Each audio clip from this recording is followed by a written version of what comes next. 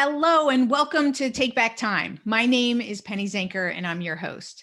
And today we're going to talk about email and SMS marketing and how you can break through this seemingly simple yet complex strategy of how you can gain more prospects and nurture those prospects into clients. Today I have an expert with me, Dean Dutro. He is the co-founder of Worth E-commerce, a 7+ figure e-commerce marketing agency that helps businesses of all sizes to grow dramatically and grow their revenues at least 30% with this life cycle email marketing and SMS marketing. So he's also a premium partner for Klaviyo and sits on their advisory council. And he's a founder of Email Growth Training and has helped over 600 stores growing by leveraging their email. So we brought the expert to you guys. So I hope that we're going to not only answer your questions, but we're going to provide you with some hot tips today that are going to help you to advance your email marketing strategy. Dean, welcome to the show. Penny, thanks for having me. I'm excited to be here. So, this is one of those topics that I think is really important and interesting because it seems really simple, email marketing, and it's very little cost to entry. Yet it's a hard nut to crack to get it to really work for you. So I'm excited for what you can share with us today. Yeah, absolutely. It's one of those things where when I talk with business owners, whether they're in e-commerce or B2B or run a retail store, kind of whatever areas, is they know they should be doing it, but oftentimes they haven't set anything up, or if they have, it's, they set it 3 years ago and forgot about it. And I also want to make sure that the email I'm talking about is not cold email. So not reaching out to a list of people. This is people that are coming to your site, coming to your business and giving you their information versus cold email. So I want to make sure I make that difference. Right. So you're saying it's not for the people that you bought a list and you've got no relationship with them. It's people who actually want to hear what you have to say. Yes, exactly. Got it. And that is an important differentiation, right? Because it's a different conversation. Yeah, different conversation, different strategies. And one of the stats that I love to talk about that really gets people's ears to perk up is that across industries, right? And going back to what I said, like outside of e-commerce or B2B or wherever, the average ROI for email is essentially $38 to $42 for every dollar spent, which is the highest ROI channel. Yeah, it's pretty good. And there's a lot of reasons for that that we can get into, but yeah, that's something that I think people should know a little bit more about. Absolutely. Well, it's interesting because, let's give a scenario because I think that there's some, like when you talk about this list of people who are actively, interested in what you have to say, what about, and how do you deal with, there's a lot of people who have multiple email accounts, right? So yeah. I have an email account that's simply for things that I sign up for and I'm interested, but at the same time, I'm not checking that email all the time. And I'm not, I want whatever that thing was, but I want to control the relationship. So I want to get right into some of the nitty gritty about some of the challenges. How do you engage someone like that?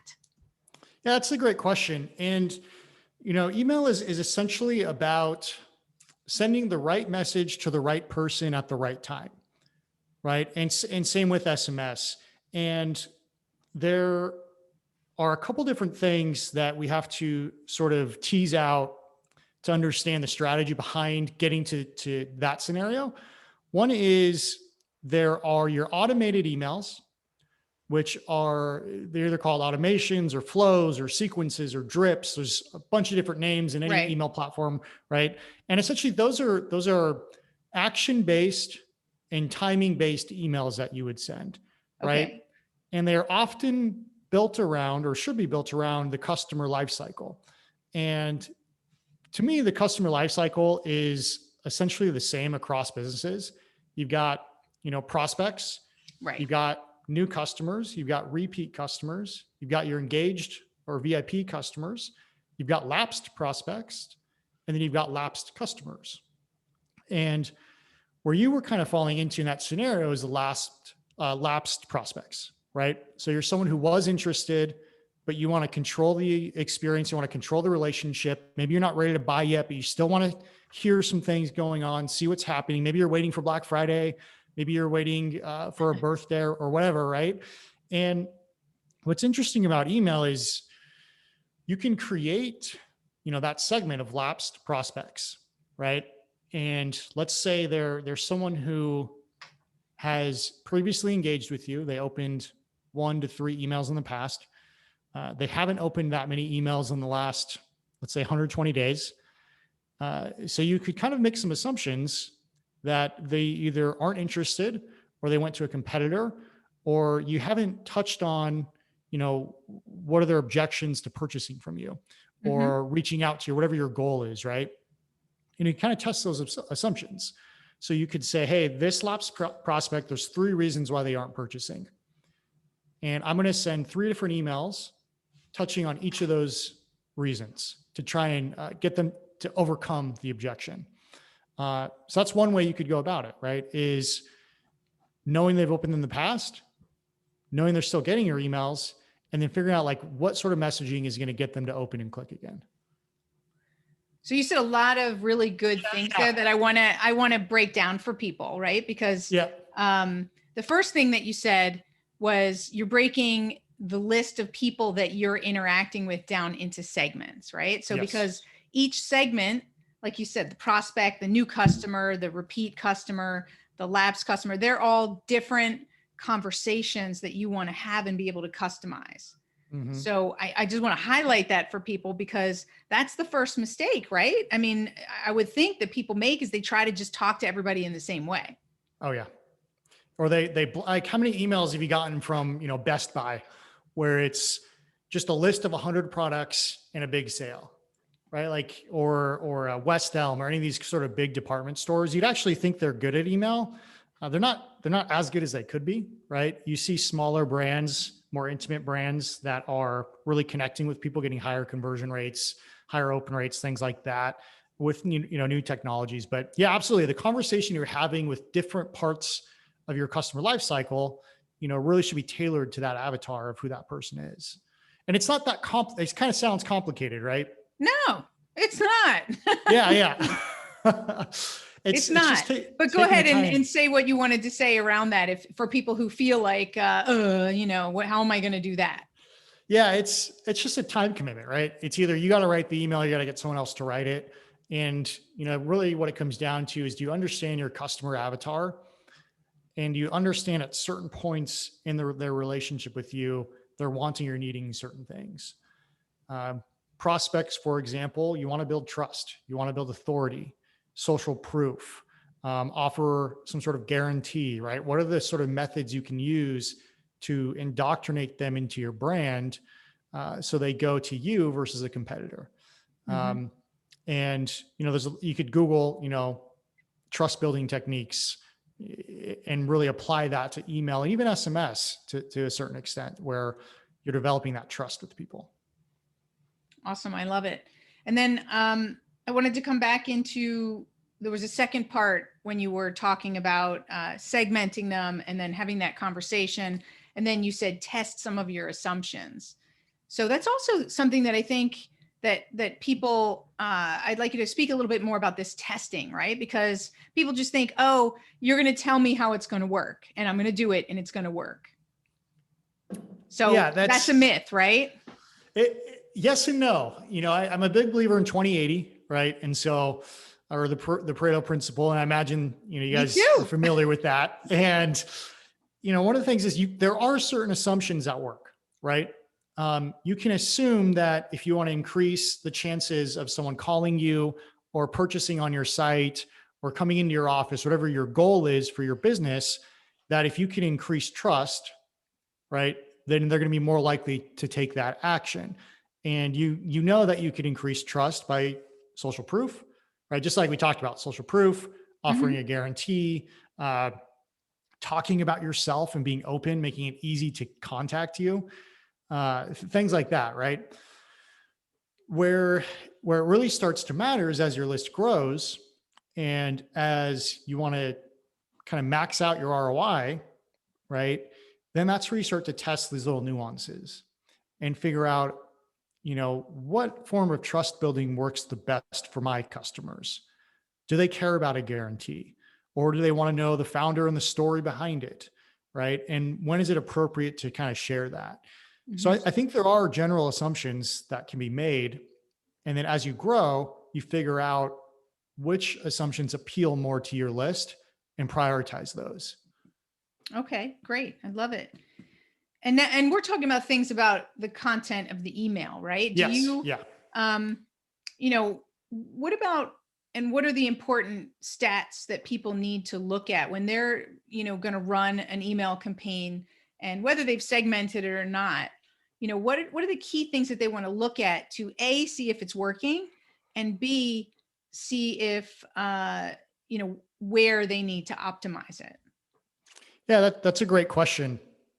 And it's a nuanced answer, but I'll kind of give the broad picture and then dive into a couple pieces that I think are important. If I go too fast, sometimes I realize I have a ton of knowledge here, so slow me down if Sure, needed. I will. Uh, but overall, you have to look at how Gmail, Yahoo, AOL, if people have that, Outlook, work in terms of they provide an experience to their customer.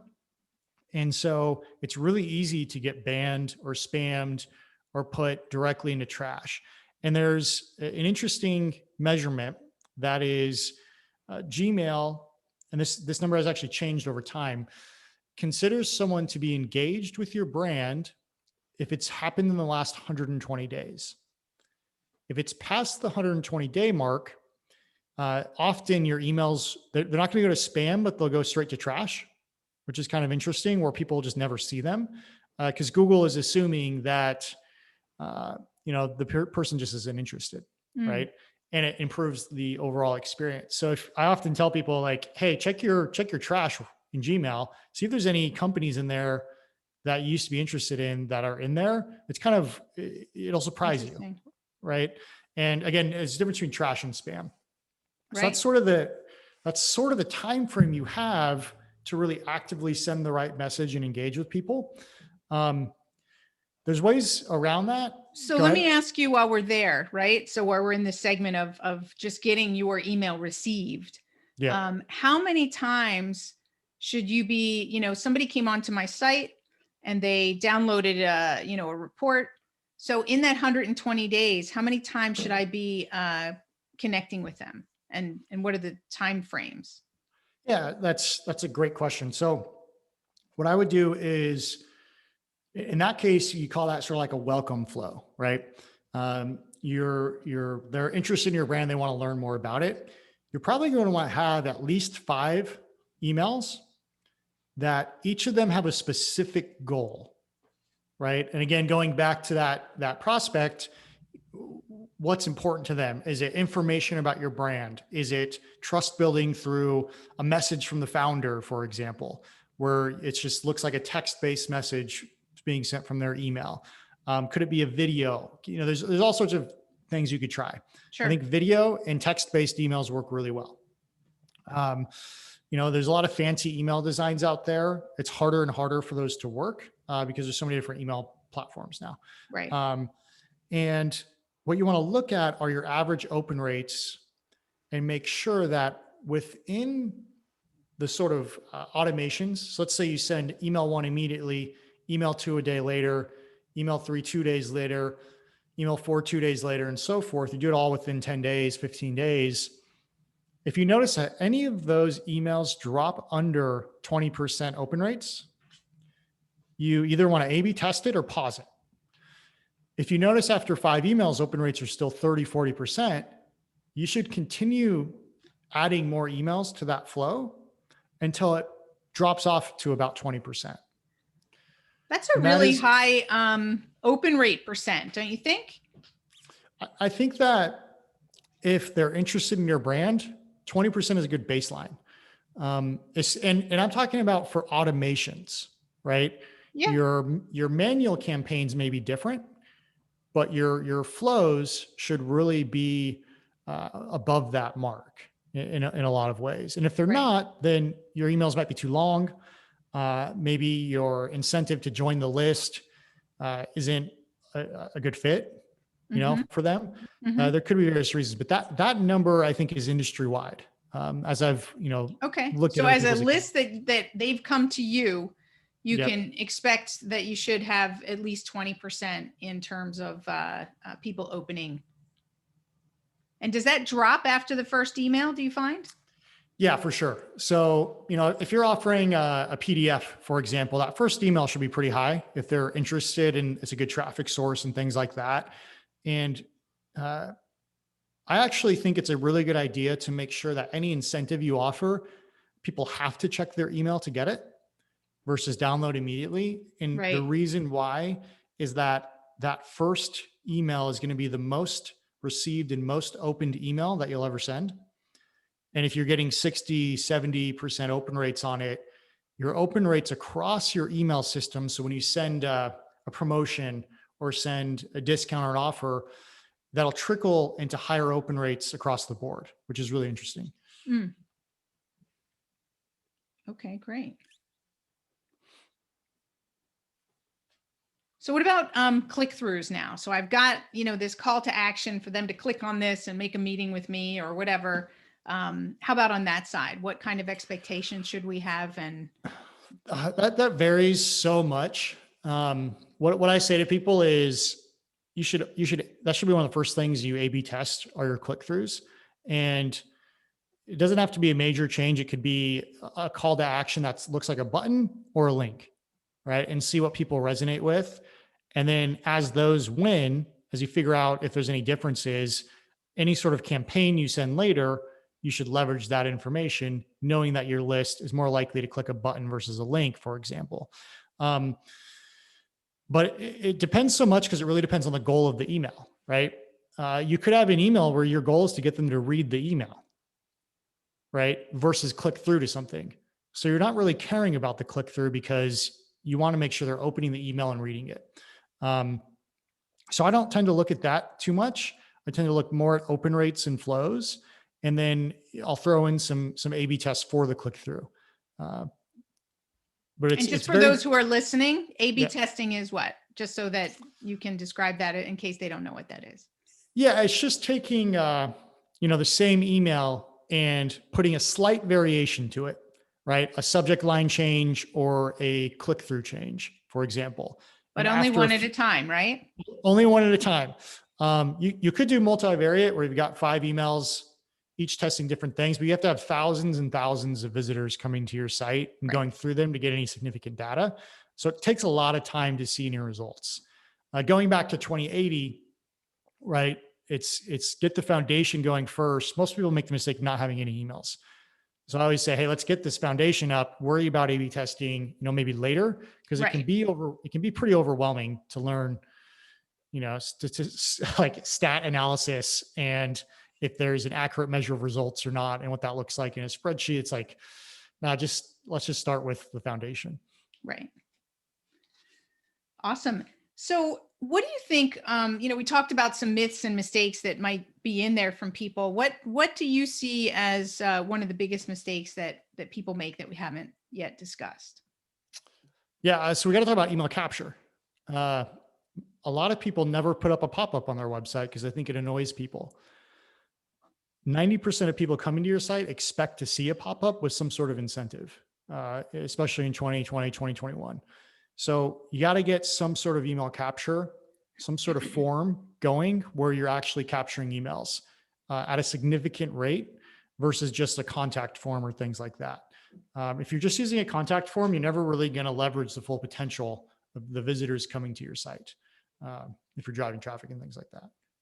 Because you want to be giving them something of value, right? Something that's Yes. creating that that desire to download that. Okay, and I haven't asked you. I was going to say, so the myth is that pop-ups annoy people. The reality is people expect to see a pop-up, right? Just not a crazy amount all the time. You could do once they're on your site for 7 to 10 seconds, that's a good amount of time where they've looked at your site, they're already interested, give them a little incentive to stay longer, that sort of thing. All right, awesome. I want to switch gears. There's a couple things that I still want to talk to you about. I wanted to just talk a little bit about SMS marketing, and then I want to ask you some general productivity questions. Sure. So, which is better? We're SMS, versus email. Some people think email is dead. Yeah. Email is not dead.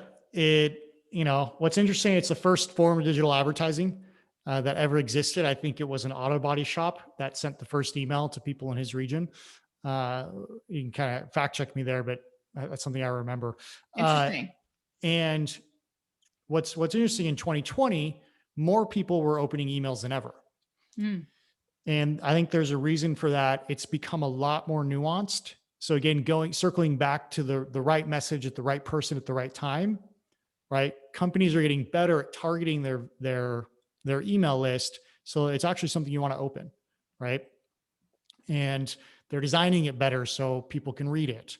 And I think that's helped a lot, is that sort of knowing when to send to what customers and what to send them. In terms of SMS and email, there's so many different layers to what's better or not, that what I like to look at is overall lift, right? So some companies are able to directly measure revenue produced by email or an SMS. Think e-commerce companies, right?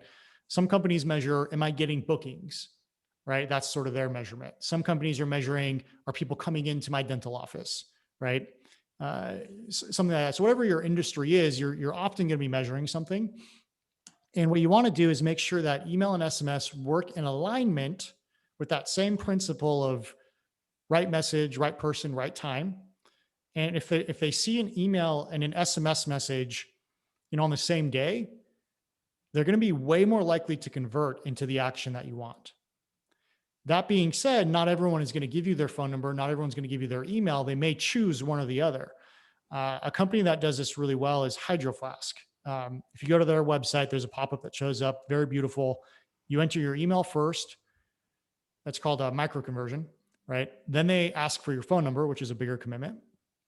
And even if not everyone gives you their phone number, you're still collecting emails. So that's sort of one strategy. You can also look at your demographic market and see, are my customers baby boomers? Are they Gen Y, Gen X, Gen Z, whatever they are?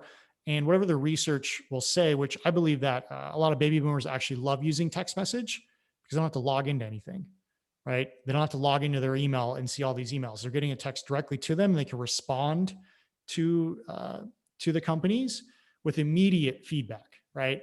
And that's the key to making SMS work. All that said, the key to making SMS work is it has to be a two-way communication channel where someone is in your company responding to these messages. That's going to lead to a massive increase in conversions for you using SMS. Awesome. I mean, I would imagine that everybody has a preference, right? Some people would prefer to get email, like you said, baby boomers might be one, and the Gen X might be another. But I would think with the statistics of, I forget what the latest statistic is that people are checking text messages right within 2 minutes of receiving it immediately. It creates that immediate receiving and potentially the immediate action. Well, let me just take a look at that and see what that is.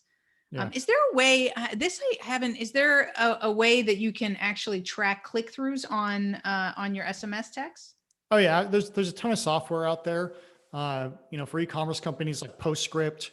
I think for B2B, Active Campaign allows you to send messages, text messages, and emails. So a lot of companies are starting to incorporate it. Adoption has been slower, with I think the mental block being, should I capture email or phone numbers, right? And then do I have the capacity to respond to text messages? Most people don't respond to emails. You could send out 50,000 emails and get 5 to 10 responses. Right. But you'll notice when you send out text messages, you'll get a lot more, which is again, that two-way communication. Okay. Interesting. So let's go to the overall productivity topic. Yeah. Love it. So, you obviously you've built this successful business. You've had to juggle a lot as your business has been growing and scaling and working with other businesses. What's the shortcut for you that helps you to be more productive day to day? That's a great question. So, we've grown our business pretty fast this last year. We're 50 employees and we're all virtual. And I think that, there's three sort of core things that we look at. One is a Pareto principle. So what 20% of our activities are leading to 80% of the results. Mm-hmm. And we do that for each team member, right?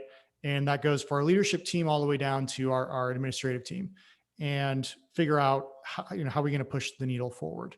And every sort of quarter, we'll do a 20/80 exercise where we spend an hour to 2 hours just listing out every single task we have. And every quarter, those tasks will often change, right? Mm-hmm. As your company evolves and grows, and you learn new things. So I'll have 50 tasks. I'll weed it down to 5 or 10. Those tasks either become a job opening in my business, right? Or I hand them off to someone else. Right. Right. And I think that has been exceptional in our growth. And I actually got this idea from Mike Michalowicz, who's on our podcast. I'm not sure if you heard of him, but a great business author. He wrote Profit First and sort of the business hierarchy of needs. But he talks about, like, if you take those tasks and create a job posting out of it, you're going to get the perfect person to apply for it. And it's just one like quick win that you can implement in your company. We're getting the talent that wants to do the work that you don't want to do, right? And then you don't even have to really delegate because they're wanting to do it, which is, I think, a sweet way to grow. And then leveraging your team, right? Figuring out who's good at what and making sure they're driving the needle forward there.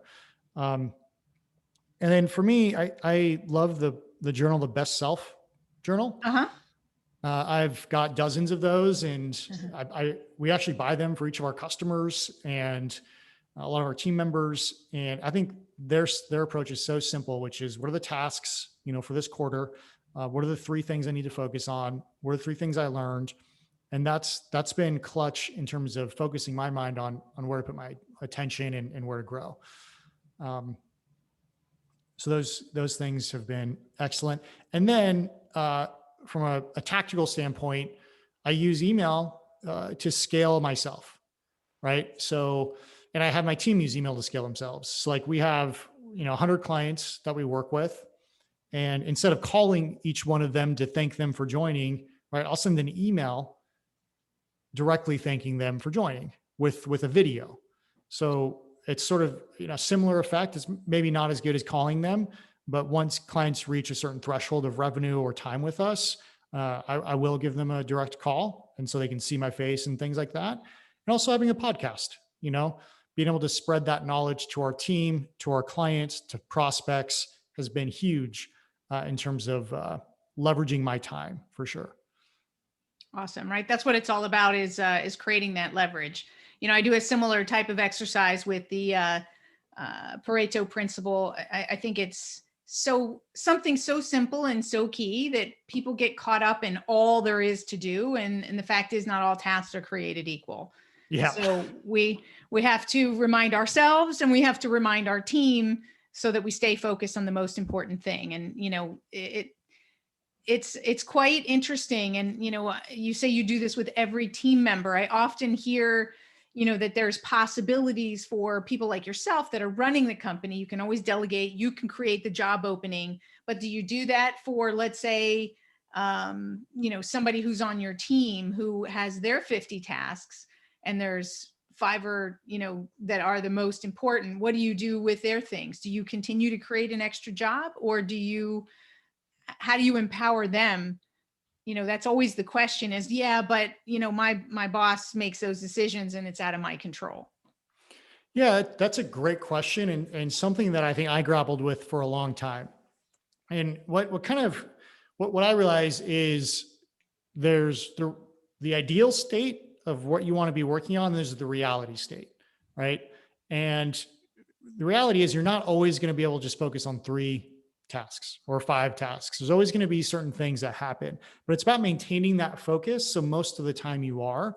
And when it comes to team members, they're not going to see it the same way in terms of like creating a job opening, right? But you got to put that vision in front of them, which is, hey, if you do perform at a level, right, that grows the company revenue wise, tie it to their goals, right? So what are their personal goals, whether it's Mhm. financial or buying a house or running a marathon or whatever they are, how can you tie that to their position and say, hey, like if you meet these goals, here are the perks. And if you want to become a leader and delegate to people and lead people in other ways, you can, or if you just want to get great at your skill set, you can, right? Not everyone's the same in that regard, but Right.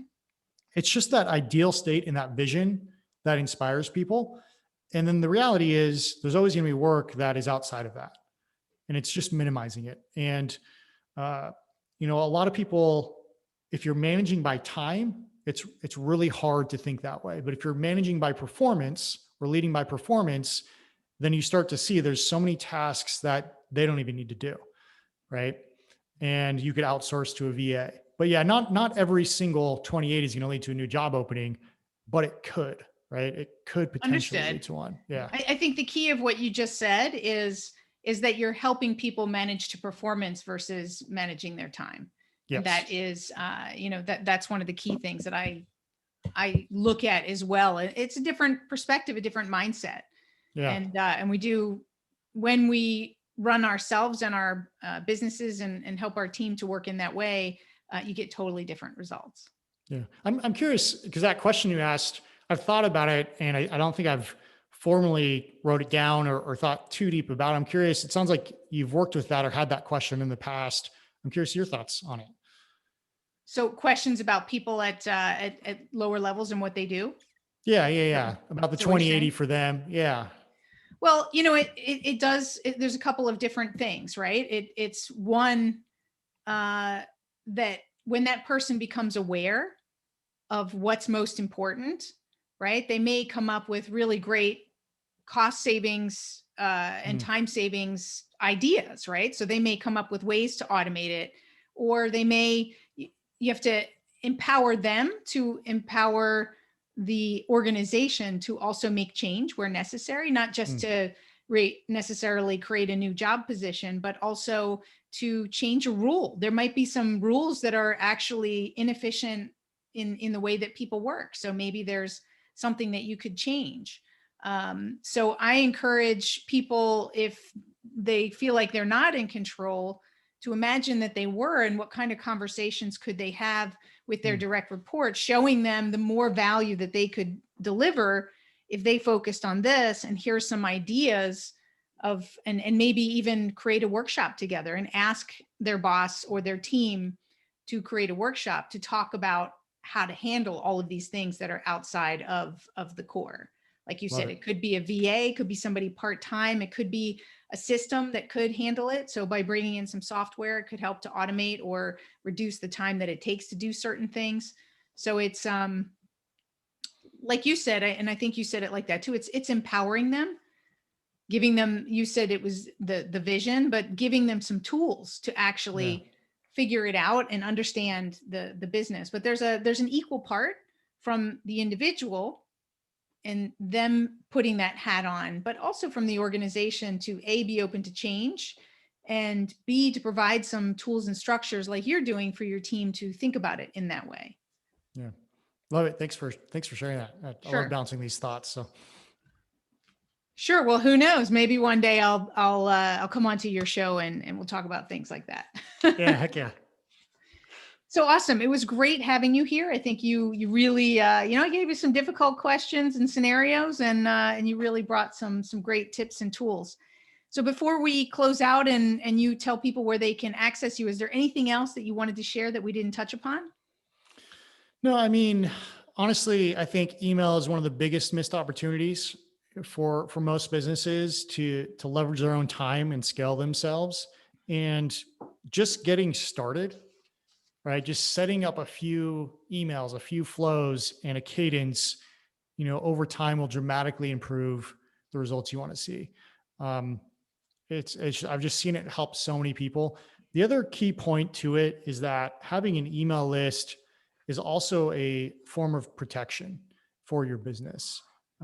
There's an example I love to give. One of our clients had this massive Instagram following, and most of their revenue came from Instagram.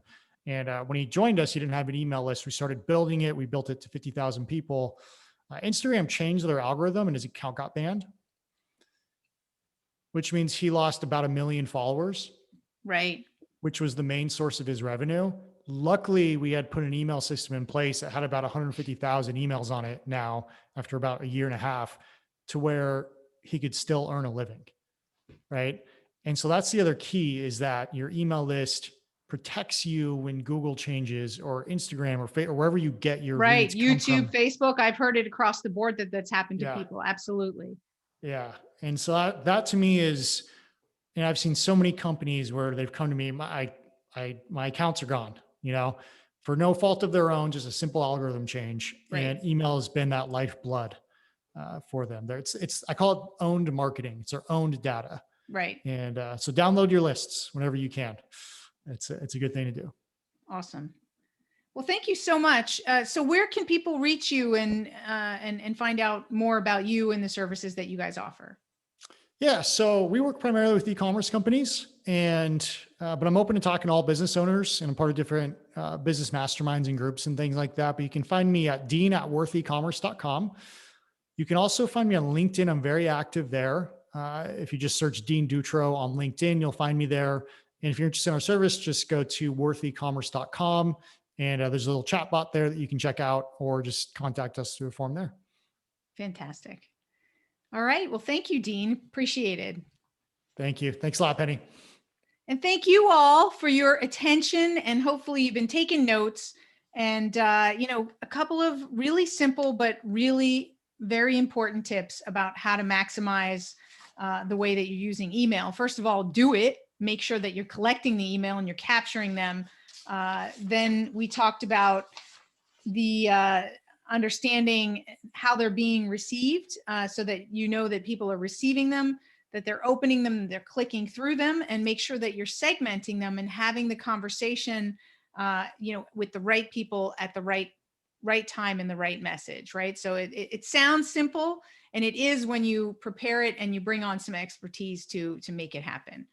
So that's your next step, is to evaluate what you're doing with email and how it's working for you, and taking that next step to optimize it, to take it to the next level. So we'll see you all in the next session. My name is Penny Zenker, and this is Take Back Time. See you.